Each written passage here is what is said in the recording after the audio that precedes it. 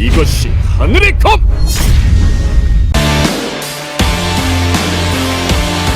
We're back, ladies and gentlemen, for game number 2 of the 2016 League of Legends KeSPA Cup, day number 2. That means that we are preparing to get back into Longzhu versus the JINAIR Green Wings. Now, we did have a brief delay to discuss the choice of sides. JINAIR Green Wings will actually be on the red side coming into game number 2. So we did work that out. We had a few discussions, and then a few more discussions. And once everything was discussed, that's the way it's going to be. So we've got it all sorted out. We should be actually ready to get into game number 2 here momentarily. So picks and bans, as soon as they start, will be up on your screen. And now that everything has settled, the dust is settled, just about everything else is settled. Yeah. The Earth itself has maybe worked its way through a couple of Paleolithic layers. We're back and ready to go for some more League of Legends LS. Yeah, and JINAIR will be able to show us what they got in game number 2 and hopefully close out the, well, hopefully for them anyway, close out the series 2-0. This is a big JINAIR fan right here. But Longzhu, I mean, they need to find some sort of an answer, and maybe something unorthodox like the Ivern pick that we were mentioning just before we cut to break might actually be a viable choice. Certainly might. We're about to hop into champion picks and bans right now, guys, so hope you are ready for game number 2 of Longzhu versus JINAIR Green Wings. Had a few lanes that were actually a little bit mismatched, and of course one of those was top lane. You can see the Trundle ban coming out, not wanting to have that happen against Sohwan. Looked great on that top lane Trundle, and of course Nidalee kind of a foregone conclusion at this point. Yep, and so right now with Longzhu, they're mixing up their pick ban a little bit, definitely with the Trundle and the Olaf. Olaf staying the same, and the thing I want to see is if they actually do stick to banning the Corki. Ryze and Nidalee, though, for JINAIR Green Wings are pretty standard. Same thing as last time. All right, well, the Karma ban here, not going to be seeing that incredibly strong champion. The last ban's a Syndra, so no Corki ban this time around. We'll have to see if that is prioritized, because already we're going to start seeing some picks come out. Looks like the first one for Longzhu for Expression. Let's see what he decides to grab. It's looking like a Jace. Okay, so Jace coming out. We've seen that first pick before yesterday, but it didn't wind up being prioritized correctly because it does give away a lot. Yeah, one of the things that I don't like about Jace, and I mean I felt this way at Worlds especially, is that well, he is very strong and he does do very well at extending his lead and really bleeding out the opponent and forcing an advantage on them. If he does fall behind, it becomes pretty difficult to find ways back into the game, and that always makes me a little bit concerned when I see him. Well, there is the Elise and Jhin locked in, so we're going to see Teddy back on his Jhin. Certainly a champion he's very comfortable with. 60% win rate with that in solo queue, at least as far as that's concerned. And next couple of picks coming in, it's not going to be the Mordekaiser. Might not even be the Nunu here. Kind of interesting to see what Frozen is going to grab here. You could just get the dual lane. It's going to be an Ashe, not for Crash, but for Fury. And Pure.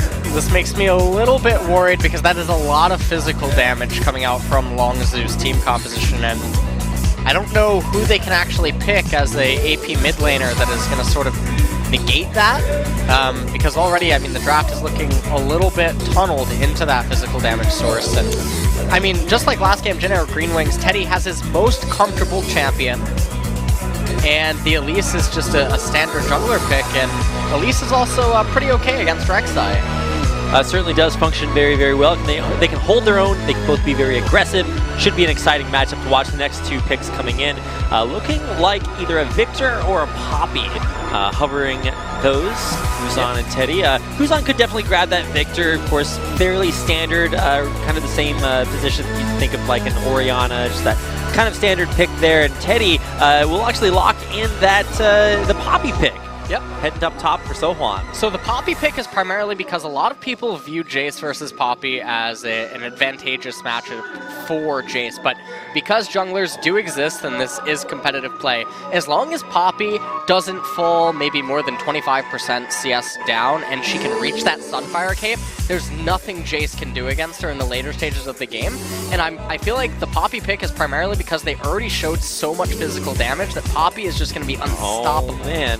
Poppy might be unstoppable. We'll have to keep an eye on that top lane matchup, but it's the Malzahar that's being hovered over here by Fury. Now, we talked about Trace as a particular Malzahar player. He's not even playing, and it's still on the table as something that Longzhu might lock in. They've only got a few seconds to change their picks, and it's locked in. It's a Malzahar returning back from last season.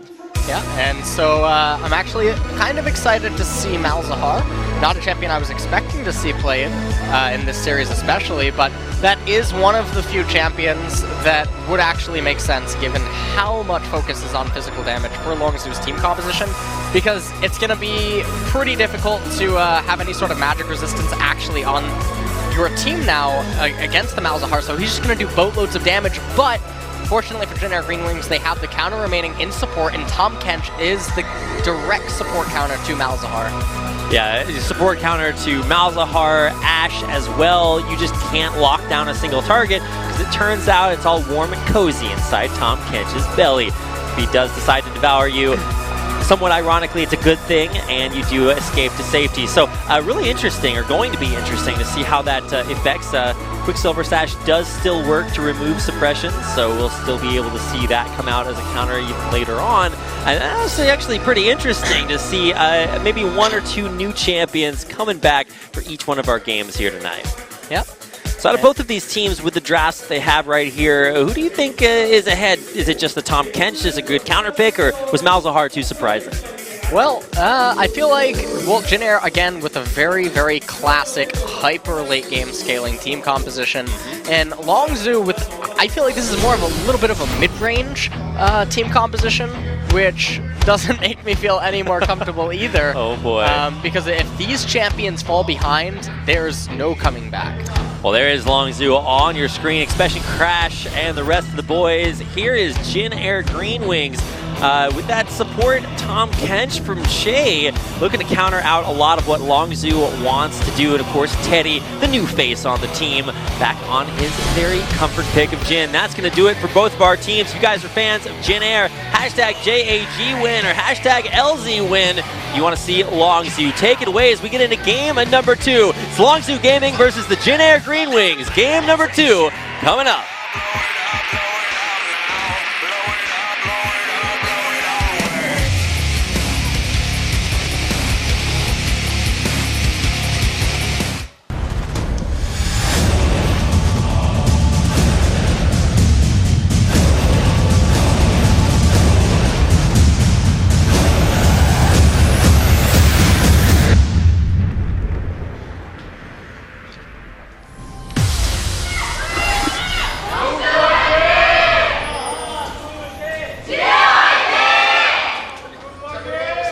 JINAIR fighting, Longzhu fighting for their tournament lives at this point, backs up against the wall, and these are the champions and the compositions that they have to do it with. Didn't mention earlier in the significance of this tournament, there's 100,000 won, or 100,000 won. No, it's 100 million. Wait, no, I'm messing up the numbers. Won? Yeah, Beckman won. There we go. All right. 1 million. About 90,000 won. About $910 USD. $910? Yes, for our American fans. Oh boy. Well, there is a lot of money on the line here for both of these teams as they do fight for it. And let's talk about the way things are going to shape up here, because we had a little bit of a cheeky dragon sneak attempt there with the Leona early on. Not going to see anything crazy like that, although the deep ward over there by Teddy and Shay might scout them out when they go here for the Grom.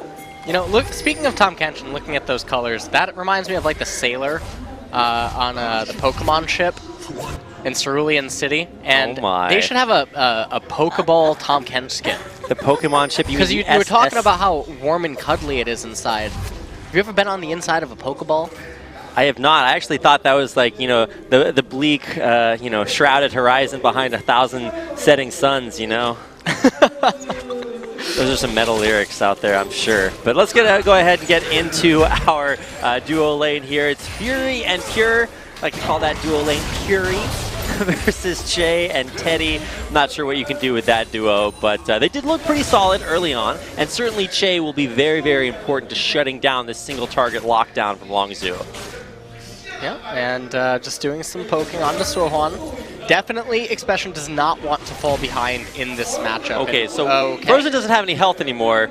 highly unfortunate as far as it comes to playing League of Legends, and he just can't get near this minion wave. Yeah, Kuzan is actually doing a fantastic job. This type of a lead in this matchup is not completely unusual, but I do think that the minion wave being the way that it is pretty much a testament to how well he played level 1.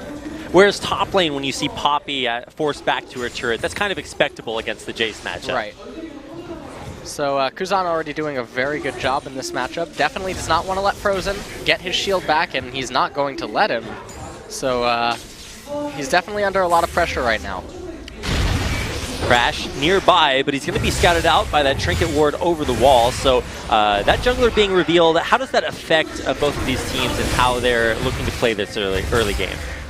Basically, Crash doesn't have any sort of gank utility in any lane except bottom, and even there it's really difficult to make something happen because Che has Exhaust, and Tahm Kench can just eat up Teddy if he's the one that ends up getting locked down. So he can't really actually do anything for the early half of the game until his laners start approaching level 6. So he's basically just a match and counter gank bot, and he's just trying to set up a lot of vision and a good tunnel network.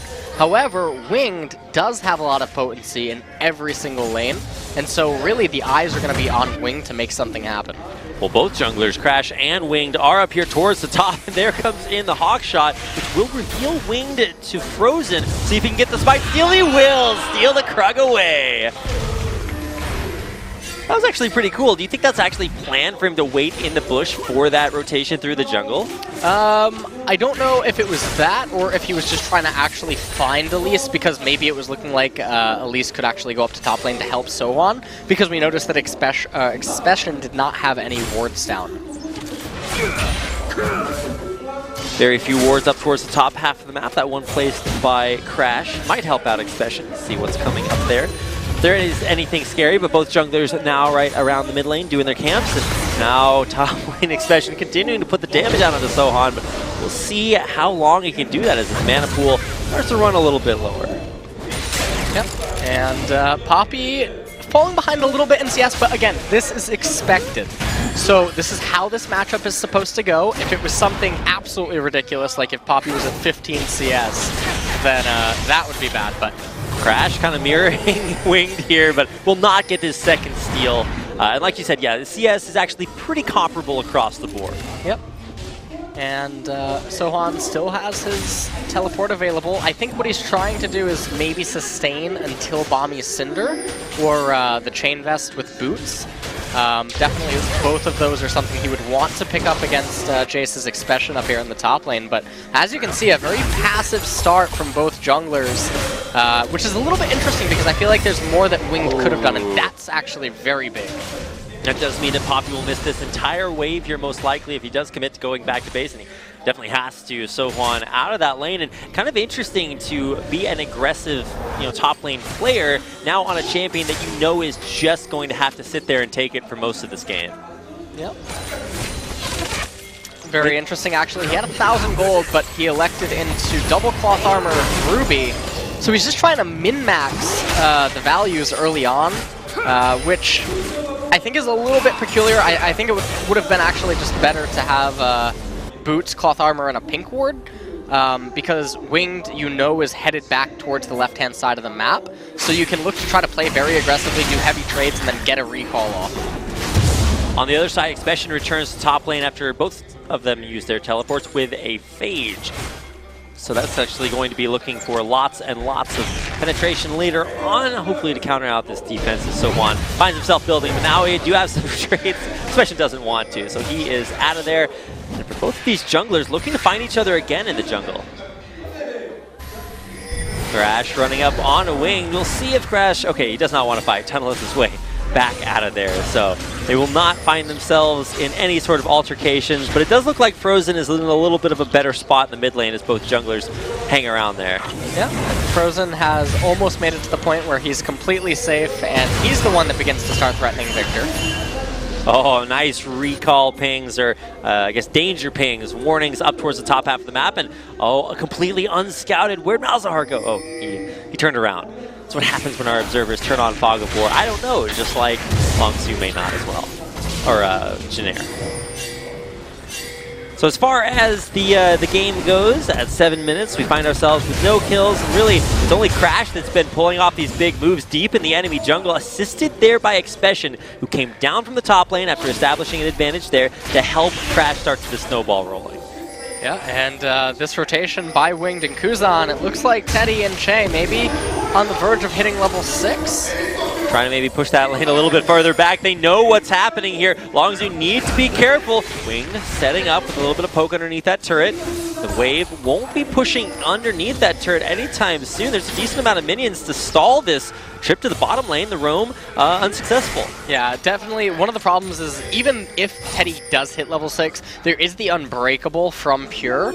And so it becomes very difficult to actually coordinate a dive there unless you do everything perfectly, which they didn't seem to feel confident in doing. And oh, Expression, you're on the wrong side of the law. Going to get knocked backwards, but Frozen coming up. Is there enough damage? Not going to commit with that Nether Grasp.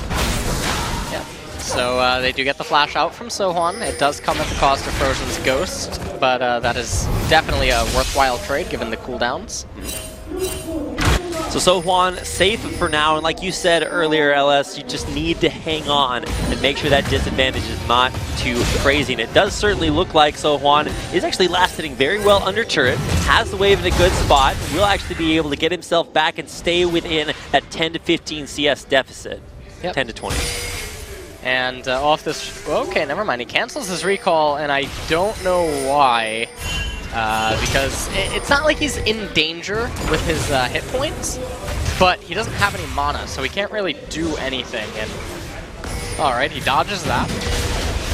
But Sohwan at his turret, what's Crash up here for? I don't actually know what Crash is up here for. He also doesn't realize that his Bomby Cinder takes the tower aggro, apparently. Oops. Okay, well, if I've ever seen a bigger waste of time. I mean, Wing did the same thing on the bottom half of the map with that roam being unsuccessful. Now Crash can't make the gank top lane happen, so neither jungler really finding those big opportunities they're looking for.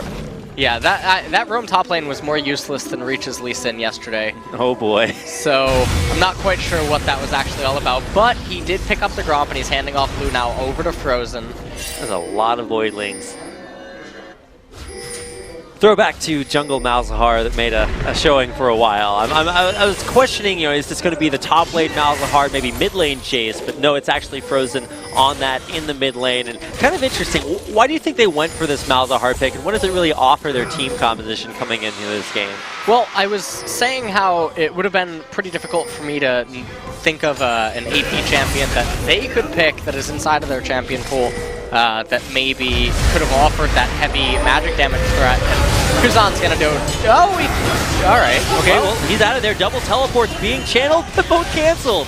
So a lot was happening there, but none of it really transpired. Kuzan did live though, so kind of impressive there.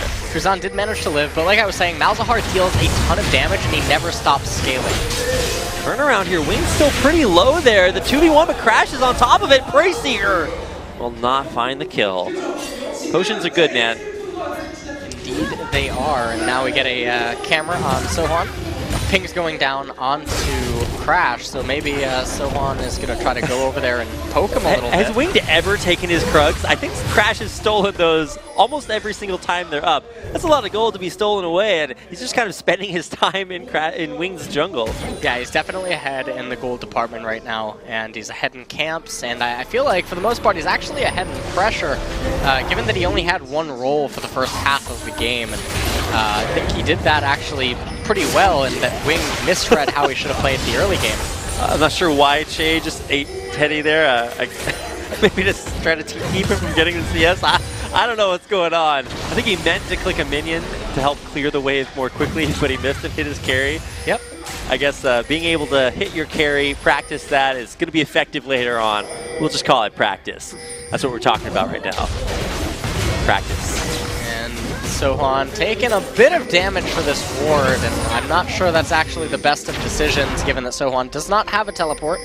Although with Winged moving up, the intention was probably to make it look like he took a bad trade and then have Expression know that he can't recall, so maybe try to overextend.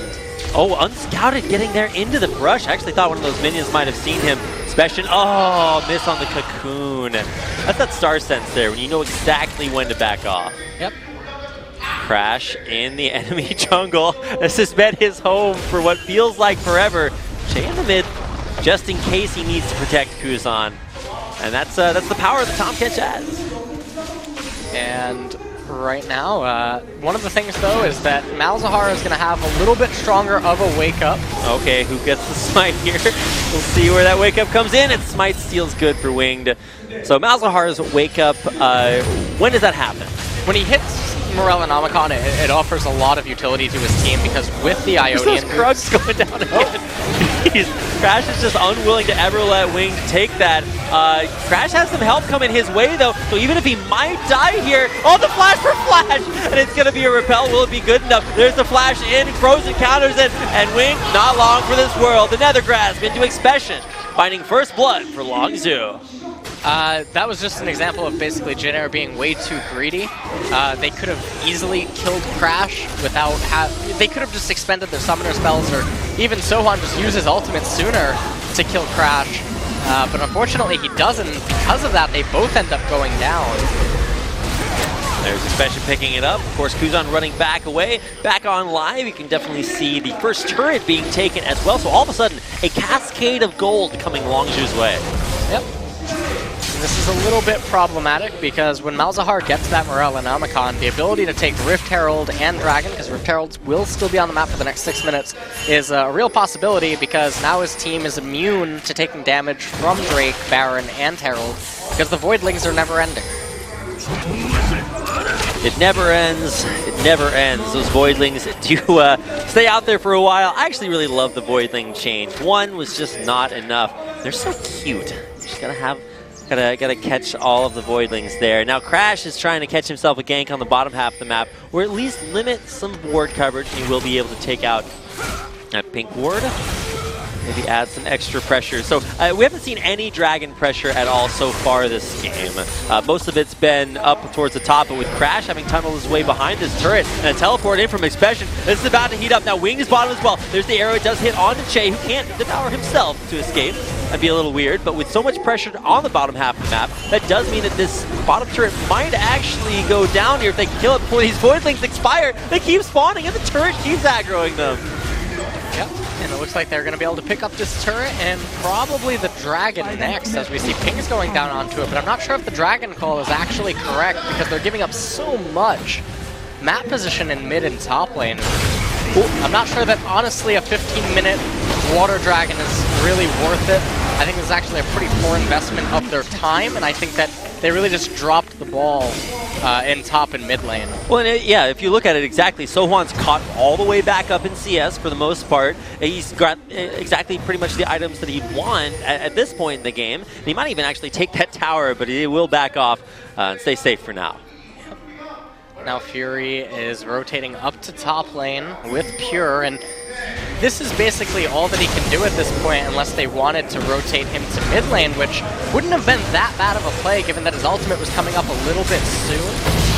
So I'm a little bit curious what the rotation to top from him here is, because it doesn't really seem like there's a point to just rotate him up top to pick up one wave. That seems like a pretty poor use of time. Yeah, back a few metas ago, it used to be you take one turret on the bottom half and then rotate your AD carry and support to the next lane to take that turret, but the turret's already gone, so looks like mid lane might be the positioning. Wow, nice sidestep from Che to avoid that enchanted crystalline arrow. Yep, Tahm Kench may look big, but he moves quick. And right now, they're looking poised to actually take this tier 1 turret, but if they overextend, there was a real possibility for Teddy to put on that curtain call and for Kuzan to really cause some problems, although they don't have the teleport from Sohan. Not that there's any flank wards available anyway. Well, Expression does not have his teleport either. He's matching Sohan on the bottom half of the map, but it looks like Sohan's been called up towards the middle half of the map. We'll see if he can make it there in time to accomplish much. That curtain call right into Pure's Unbreakable, just pushing Longzhu away from their siege in the mid lane. Not really a win for either team right there, although JINAIR Green Wings does get the ability to sort of clear out some vision that was inside their jungle and surrounding mid lane, so that, I guess, is a little bit of a victory, but not the end of the world, and Longzhu is still in the driver's seat. I thought Teddy might have gotten caught out there a little bit, but bodyguard Che is right there on time to protect him. Teddy out of mana, probably heading back to base. And what's the Teddy analysis so far, LS? We've seen him in 1.5 games as a brand new player, at least to this level of competition. How's he faring? I mean, I'm not seeing him do anything particularly bad. It's hard to say how he is on Jin without just watching his vision, because we can't see exactly how he's moving inside of the laning phase all the time, but there's nothing standoutish that would make me think that he's playing poorly.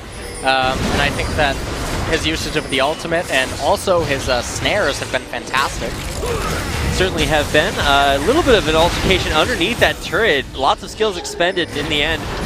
Looks like Longzhu will once again be dissuaded from their siege. They're right back to it, though. This is where they will fight and die for. This is their hill. The arrow comes in. It hits Che, who can't save himself. There's the flash. The nether grass and frozen will take him out immediately underneath the turret.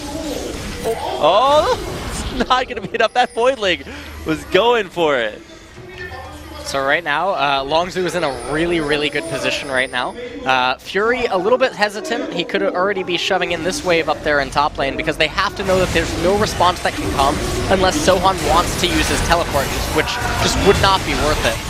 And so they're actually doing a very fantastic job of using this mid-range composition to transition their leads that they acquired early and keep up the pressure, but Ghost, Youmu's going for the engage, crash taking that turret. It was a little overzealous. He goes down. There's the knock up on a Frozen. He's going to be able to make it back to the safety of his turret. That's a good catch on Crash for JINAIR. Yeah, and don't forget Tahm Kench is coming, and he does have ultimate available, so if Longzhu overstays their welcome in mid, this could get a little bit ugly. But it looks like Sohan is actually moving down to the bottom lane, because what I was referencing was a Tahm Kench ulti with Sohan to get right back inside of the backline. He might have actually used that, but won't decide to. Mid lane turret goes down, and that's all 3 outers gone. Longzhu taking them all. They've also got that dragon under their belts as well, and an entirely different story being told here in game 2. Yep. About almost a 3,000 gold advantage right now for Longzhu. But do remember, Jin, Victor, and Poppy. I mean, I can't actually think of 3 champions in those roles that scale harder in the current meta. So they're not out of the woods yet, Longzhu. They certainly still have their work still cut out for them. And in this replay, this was a nice teleport by Sohan. They weren't able to really find too much more, though. And the exhaust on Kuzan coming out right at the last second there. But JINAIR couldn't pick up really any kills, even though they still managed to get the tier 1 mid turret. And Longzhu tenacious in the mid lane, able to take down that outer turret. Now that all of these outer turrets are gone, what's next for Longzhu? Well, Longzhu right now, with Baron being on the board, it looks like they might even be wanting to cheese it, and this is something that there's really no reason to do. JINAIR might just walk right into it. No. First up, it's Wing. Can Frozen catch? There's the arrow save on Che. Che will get locked down. There's the suppression. It's going to be Crash to take him out and find the kill. Longzhu with a nice pick on the JINAIR support. Yeah, That was a very, very well executed play. And there was no way for JINAIR to really sort of try to turn that or threaten damage, primarily because Kuzan was out of position. So now they will be rewarded with a second Water Drake. Now, this is one that is going to be beneficial because this is going to enable Jace and Malzahar to be much more obnoxious with their poke and when they're sieging turrets, in addition to Ashe as well with those volleys. So that does mean that they can continue these very tenacious sieges in the mid lane. Let's watch this catch once again as Winged walks a little too far forward. Yeah, Winged walked too far forward, and Che able to eat him, but not quick enough to pull the trigger to flash away, and so Longzhu was just able to completely delete him. Only 1 kill, though, came at the cost of a flash onto Crash, who is their main source of engagement outside of an Ashe arrow. So that will be down. Whereas JINAIR Green Wings didn't actually lose any summoners, but they did lose the dragon over to Longzhu. Flash, Crash, and Ashe all on one team. Gonna have some fun with that. In the meantime, we did see Sohan actually able to take down the first turret of the game for JINAIR in the top lane. Not the most impactful turret by any means, but nice to see him putting himself at least on the board. And he has done what you said earlier and gotten himself out of the lane phase. He's about 30 CS down, which is a little bit, but he does have the items that you mentioned him needing to pick up. Yep, and one of the other things is that Malzahar is not yet at his 3-item spike, where he almost becomes an entirely different champion. It's like he goes Super Saiyan. So once he gets there, it gets pretty scary. Stolen. Like you said, yeah, not quite at that point. Does have a little bit of gold in the inventory, but we'll see how close he is. 2 out of 3 items completed. What do you think he's going for next? Probably going to be a Void Staff because of how much magic resistance is already being built by JINAIR Green Wings. Sometimes you're going to see a Leandre's Torment, and that is still a possible pickup because there is Poppy, and Winged is building a little bit of HP, but I would be very surprised if it wasn't just a Void. Pins around that Baron area. They're actually going to start it here. Now, Malzahar is one champion that can do this very quickly. Yeah, well, Malzahar, not even just about quickly, your team doesn't take damage, because once Malzahar hits that threshold of approaching 30% CDR, the Voidlings are never ending because they just won't die. Baron can't kill them quick enough, and so they keep spawning each other, and by the time they all die, you can spawn a whole new round, so your team is completely immune. Really, really strong pressure. Good awareness there by Kuzan to head over, check it out, and make sure that he can stop that from coming in. And now even Sohan feeling comfortable in that matchup with Expression, so things actually might stabilize here for JINAIR, but who do you think really has the advantage? Is it still Longzhu, or are JINAIR doing a good job holding on for their scaling? Longzhu is still having the advantage right now, but JINAIR is still holding on for their scaling, and there's going to come a point where, you know... Arrow blocked there by Wing. Shay with the Devour, and he's out. Good trade tanking. Yep, that was a pretty good trade right there. Ash Arrow for a flash. So these are the type of trades that they do definitely want to make, but they need to make sure that they find these picks so that they can immediately translate them into getting a Baron or getting another Dragon or some inhibitor-based push. Oh, Kuzan. Oh, he's too smart. That's some Star Sense. Checking all these bushes. I guess when you know that you have your entire upper jungle warded by the enemy team, you don't have the wards. You've got to be careful when it comes to venturing into the dark, scary woods. He is safe and sound. So good job there by Kuzan. I guess he saw Wayne get caught out earlier and doesn't want to make that mistake. Yeah, and right now, basically, JINAIR Green Wings, they don't want to advance past their mid-tier 1 dead turret.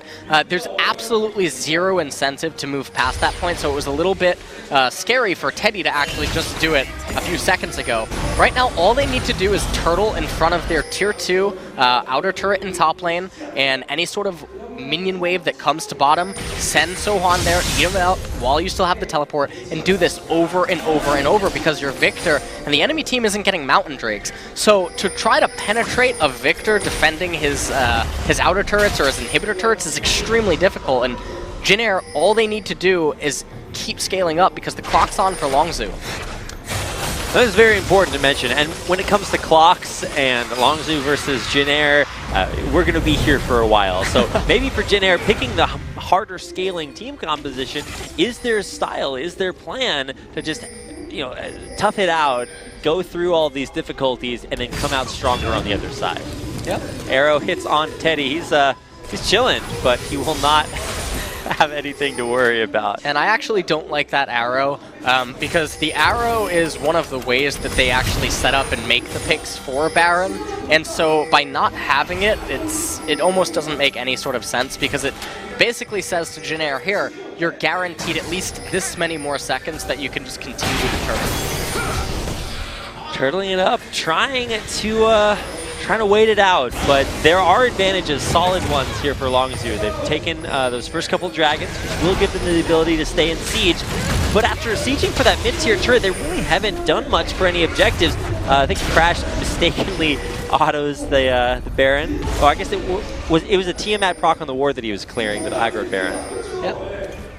So a little bit of damage taken by him right there, and you can just see that Longzhu doesn't actually know what to do in this situation. They keep trying to do, it almost looks TSM-esque, And, I mean, they do have a Lust Boy. Oh, that is true. But it honestly looks like TSM trying to force you to come to the Baron, and JINAIR is perfectly content to just sit back, relax, and they're not going to do this. And honestly, I feel like I'm watching Samsung Galaxy versus TSM. All over again. So many memories. A time and a game that was not to be. But now we're here, and it does look like, okay, well, at least Expression's finding himself a good time in the bottom lane and saying, well, hey, for JINAIR, if you're not willing to make something happen, he can actually just come in there and make it happen. Hit the bird. Yeah, that was actually pretty Knocked funny. the bird out of the sky. And Hawk will not be shot again. It's on an extra long cooldown. But here comes, this is a Mountain Drake, and for Longzhu, this will definitely help them when it comes to things like their Malzahar Baron potential or just pushing these turrets. Yeah, with one Mountain Drake at this point in the game, I actually wouldn't be surprised to just see Malzahar and Ashe kill the Baron. You could just put Rek'Sai up in like top lane or something. You can have Braum deny vision. You could even have Malzahar cast his Voidlings from over the wall behind red buff to make it even more suspicious, like, are they actually doing it? Oh my goodness, the strats. We'll see what happens. Lots of recalls coming in here from JINAIR as they will ward up the Baron area and then head back out. Now, if it looks correct for me, there's still a pink ward in that Baron pit that will allow Crash to clear it. He does have his sweeping lens on and available. Okay, that Ashe area will not hit. And that's just another waste of time. Even though the cooldown is short, it's not about that. You can't be watching this game and thinking, okay, well, he'll have it again in 40 seconds. No, that's not the case at all, and Expression better hope he doesn't go down here right now. And he's not going to. But they do get his flash out, and... oh, man. Kuzan once again. His Star Sense is tingling, but might be a little bit too little too late. Winged is here looking for the steal. As long as you back off. Yeah. Longzhu does not know how to move around the map, and it's really starting to show. Now they're the ones zoned away from their turret. Crash will tunnel in and save the day and the turret, but so you're saying Longzhu does not know exactly how to force this objective or make something happen. Ideally, what should they be doing? I mean, you could. Expression had a timing in bottom lane where he had a lot more utility against Sohwan, and I mean, he still has it right now, as you can see. Sohwan is not yet at the point where Poppy's able to really go up against Chase. She's only at 2 items currently, and Expression does have quite a lead on him. But hold on, they're gonna start the Baron. Has been started here. JINAIR in full force, all behind it. Lots and lots of Voidlings spawning, but it does not look like they are going to commit. Okay, they will. Baron dropping down lower. Who's going to get this deal? It's good for Crash. Longzhu take it, and now they'll be able to turn around onto JINAIR. Now, Frozen did die there, and with a whip on that arrow, can Longzhu escape alive? And it looks like they will do so successfully. Yep. They did manage to get the Baron at the cost of Frozen's life and his summoner spells. They actually used a little bit of summoner spells that fight. They get the Baron, and they do have the Mountain Drake. So, as I mentioned earlier, the Mountain Drake is actually really crucial against Victor, because it becomes increasingly more difficult the more AP that he acquires to really find a way to bust into him. And so, this Baron attempt I felt was a really risky play, but fortunately Longzhu, with that ultimate, was actually able to lock up Wings so he could not go for a smite contest, because had they lost the Baron right there and lost the fight, they would have lost the game. Yeah, it would have been shades of last game, a little bit of deja vu that they do not want to experience. Longzhu now with a Baron of their own. We're going to turn this into our first 3-game series of 2016 KeSPA Cup. Yep. Looking poised to do it, certainly. And having Crash up here in top lane, because of Rek'Sai's ultimate, you can use it as a mini teleport. So it's a lot easier to execute 1-3-1s with this team composition that Longzhu has. And it seems like, I will give them credit, they at least are acknowledging that component of their team composition, and they're executing it right now. That's exactly what they're doing, executing on that. Baron buff minions now pushing down all 3 waves. See if JINAIR knows how to stop this. It looks like they will continue to have Expression in that favorable matchup. Rek'Sai just kind of pushing on his own, but now with that curtain call coming down, Pure right in time off the rotation. Mid to bottom, there to save him. Crash. Baron buff minions starting to hit the base turret. Kuzan does not really do a lot of damage yet to Crash because he does not have that Void Staff. Expression, though, he will he'll raise a turret pretty quickly with that Mountain Drake and the Baron buff minions. Taking him inside does force him off, but in the mid lane, that's the second tier turret going down. Now all outer turrets have fallen. Crash though will get locked up here there. Super Tanky gets pulled in. There's a nice Chaos Sword right on top there. A nice steadfast presence to stop the disengage. Frozen trying to lock him down as well, but will JINAIR have taken too much damage to really deal with Longzhu? Here comes the special. The Shock Blast only hits winged. Yeah, and right now, that was an example of JINAIR going for a team fight, but they don't yet have the damage to really make those plays work. Had they had an extra item right there, that team fight looks entirely different, but JINAIR, or Longzhu, just too far ahead right now. First inhibitor of the game goes down, and it's all Expression, and really for Longzhu, it's been Tenacity that has gotten the most of their objectives, whether it's dragons, mid lane turrets, or that inhibitor bottom lane. Expression chills down there and is able to take it out. Mid lane turret gone in the base. Mid lane inhibitor soon to follow if this push continues for Longzhu. And there is a dragon coming up in 45 seconds. It will be the final elemental Drake. Positioning, pushing, pure forward, might get taken down. They're very low. Teddy tags him, takes him out there. Crash tunneling back away with the rest of Longzhu disengaging. The inhibitor will fall, and so mission accomplished at the cost of Pure's life. Mission accomplished indeed, and they're going to be able to fall backwards. Looks like they're going to be able to steal a blue buff away from Kuzan. And that will go over onto Frozen, and they're all pulling a lot of gold right now. So you can see they really just wanted that second inhibitor right there. And I mean, the cost of Pure's life, it's not the end of the world. So I still think this is actually a pretty big victory. But honestly, JINAIR, they'll take whatever they can get right now. So right now, if you also look at the levels on everyone on JINAIR, with the exception of Kuzan, they're almost all behind, or Kuzan and Teddy, they're almost all behind. So the minions are still coming into JINAIR Green Wings, and it's funneling into Victor and Jin. So that's going to be a benefit. The inhibitor being down is not the end of the world. And Inferno Drake, however, going over to Longzhu is probably not what JINAIR wanted right now. Yeah, not necessarily the end of the world either, but certainly a harbinger. Those four dragons, maybe the horsemen, telling the tale of the Longzhu apocalypse. That would send us into a game 3, which honestly I'm a super big fan of, just because I do love to see that. Both teams have the potential to take these games, but it's not over yet. And like you said, that late game scaling is still there for JINAIR. Yep. And Poppy on 3 items now, and Victor does have his Void Staff, so a lot of damage output is now going to be offered inside of team fights. Jin with that Rapid Fire Cannon as well. Big fan of the Rapid Fire Cannon. Gave them the naming rights for that. They're like, yeah, we'll go ahead and name an item after you. That's not exactly how it happened, but that's the way I tell it. Pushing into the top lane, the wave does evaporate. No more Baron buff anymore. You can see the, I think it was 2,800 gold Baron power play and 2 inhibitors. I think the bigger victory there. Push continues up top. Expression getting locked up, forced to use that Mercurial to disengage. You're there to block the curtain call.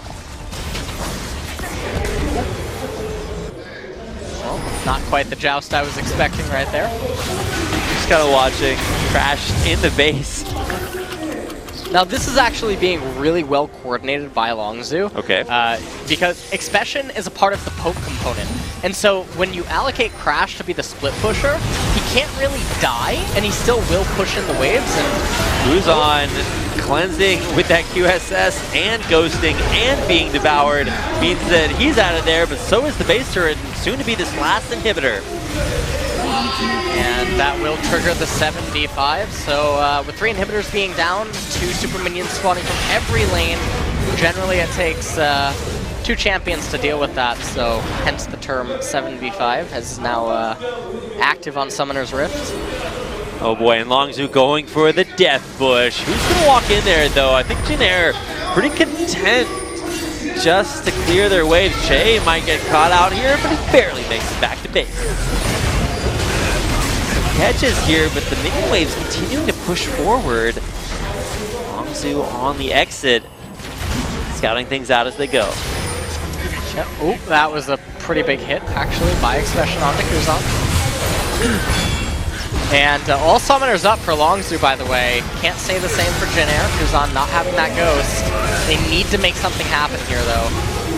But that Braum pick by Pure is absolutely fantastic. Hey, if it was Yasuo support, he'd be able to do the same thing, blocking those Jin shots. Yeah. Hashtag just saying. Well, here comes Baron number 2, and it looks like it will not be contested. Taking very, very low and slow, and there it goes. It's Fury taking it down there. The second Baron of the game for Longzhu. And, I mean, if this game keeps going on, they're probably going to be the ones to pick up Elder Drake. I don't like the Bloodthirster, though, by expression. I think that any sort of a defensive item actually would have been a better choice in this scenario, just because Malzahar is already doing so much damage, and all you really need to do is live at this point, especially because Ashe is also doing a lot of damage. And Poppy and Elise are not itemized to actually kill people.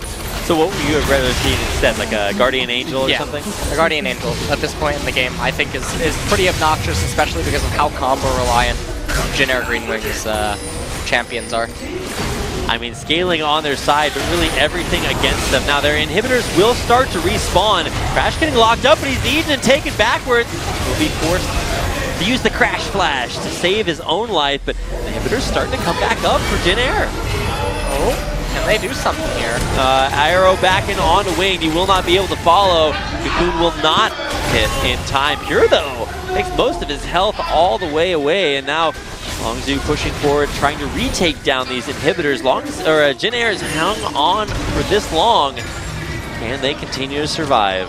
And right now, top lane do need to protect that turret, but it's going to come at the cost of all 3 inhibitors going down again. Longzhu saying the time is now.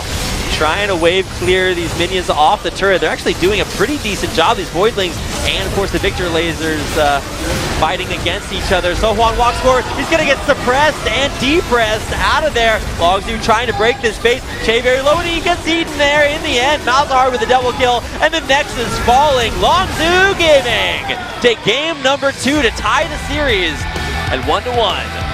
Yep, and that, I mean, so a very rocky mid to late game transition, but after they got that Baron, their play was really, really, really good at how they chose to allocate the champions to which lanes, and literally the towers just started falling one by one, and JINAIR couldn't keep up, and they couldn't get to that point where their champions could have begun to fight back. And by the time that they were able to, it didn't matter because Longzhu, by that point, was already way too far ahead. See how effective it is when you actually do get to smite your own Baron and it doesn't get stolen away from you. Longzhu still with lots to work on. We talked about how indecisive they were towards that mid-game, about how to push their advantages that they did find. And I mean, it was nice to see a Jace pick work out in the top lane, giving them that aggressive advantage. And Sohwan really unable to be as aggressive as he is traditionally able to. So some hallmarks, some highlights that we might need to see changed here as we head into our final game of this first best of 3. We're going to be keeping an eye on that as you guys keep an eye on this stream. And stick around, we'll be right back with game number 3, Longzhu versus JINAIR.